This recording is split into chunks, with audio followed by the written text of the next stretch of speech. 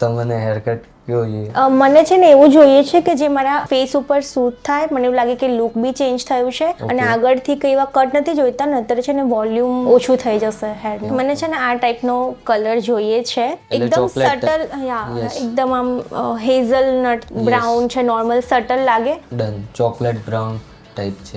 Visibility? હા, natural hair મારા એકદમ બ્લેક છે. રાઈટ. તો મને એવું જોઈએ છે કે થોડુંક ચેન્જ કર્યું હોય એવું લાગે બી, પણ બહુ વાઇબ્રન્ટ નહીં. શું તમે ટ્રેન્ડ સેટ કરવા માટે રેડી છો? Of course, yes. ડન.